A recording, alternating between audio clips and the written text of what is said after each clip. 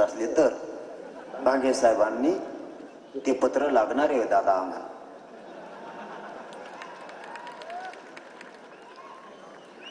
वंशावळी ज्या जुळवायच्यात आधी 54 लाखातल्या त्याच्यात काही आडनावं नाहीये त्याबाबतची. त्याला तालुका स्तरीय त्यांनी समिती गठीत केली. ती समिती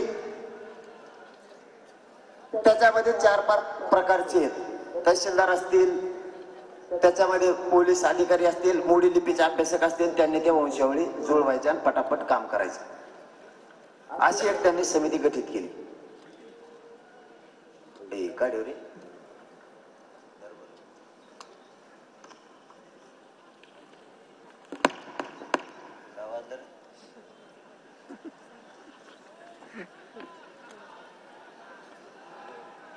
शांत आहे का उगा. आता लयच नशिबाचा प्रश्न आहे आपल्या. मोकळं तर माघारी जायचंच नाही गाड्या.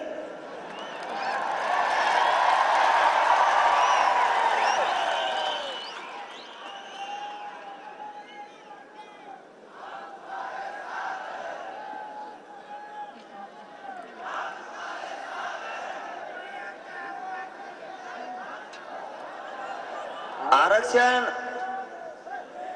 आपलं असं म्हणणं आहे. क्युरिटी पिटिशनचा विषय सुप्रीम कोर्टात.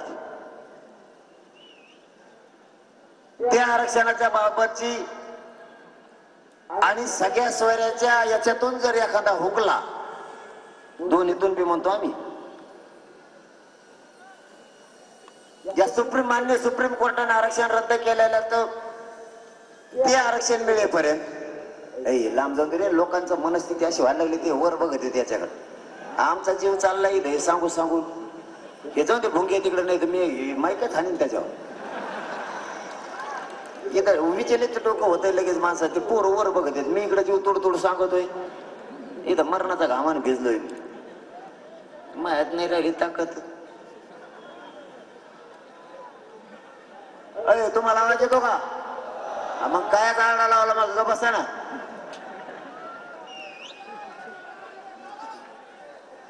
वर येतो का? भोंगे बांधा का वर तिकडं तुमच्यासाठी? तिकडं वर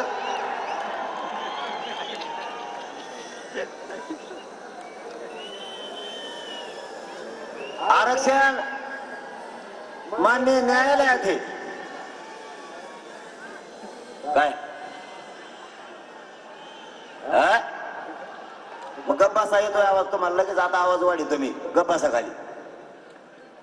सुप्रीम कोर्टात जे आरक्षण आहे मग आवाज वाढा लागतोय मला. मग काय करावं? मग बटन फिरावं लागतंय मला. त्याचं बटन संपलं फिरू फिरू. मान्य सुप्रीम कोर्टात जे आरक्षण आणि जे क्युरिटी पिटिशन दाखल केलेले ते आरक्षण मिळेपर्यंत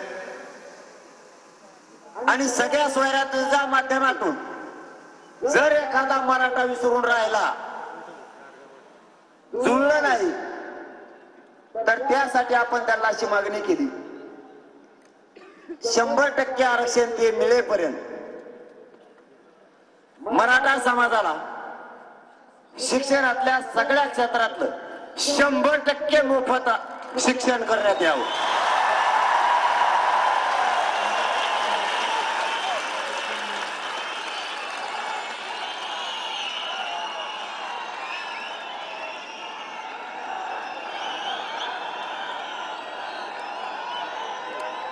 आणि हे आरक्षण मिळेपर्यंत क्युरिटी पिटिशनच्या माध्यमातून मिळणारं आरक्षण आणि ते मिळेपर्यंत आणि सगळ्या सोयऱ्याच्या माध्यमातून जर एखादा माझा मराठा भाऊ हुकला तर त्यासाठी हे मोफत शिक्षण आणि ज्या सरकारी भरत्या तुम्ही करणार आहेत आरक्षण मिळेपर्यंत त्या करायच्या नाही.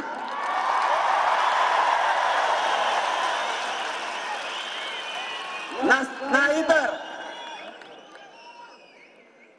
आज जर तुम्हाला त्या भरत्या शासकीय करायच्या असल्या तर आमच्या जागा राखीव ठेवून करायच्या.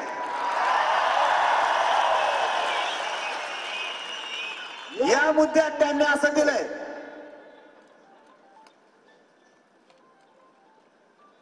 राज्यातील मुलींना KG to PG शिक्षण देण्याचा शासनानं निर्णय निर्गमित करण्यात येत आहे. पण मुलींना म्हणलेत, मुलं दिले सोडून. खुटी पाचर ठेवणारच, आणि मी नेमक्या खुट्याच उपटतो सध्या. 100% द्यायचं कबूल केलं, दिलंच अर्धवट. परत मग मी बोललो की ते म्हणतात ते किती दिलं तरी ऐकतच नाही, दुरुस्त्याच पाठवतात. दुरुस्ती मी केली तुम्ही केली. मग मागणी इथं काय म्हणती, 100% सगळ्या क्षेत्रातलं मोफत शिक्षण देण्यात यावं आरक्षण मिळेपर्यंत, आणि नोकऱ्या आरक्षण मिळेपर्यंत त्याच्यातल्या आमच्या जागा भरायच्या नाही. तुम्हाला जर त्यांच्या भरायच्या असल्यात भरा, लोकांच्या लेकराचं वाटलं व्हावं या मताच्या आम्ही नाहीत, पण आमच्या जागा सोडू.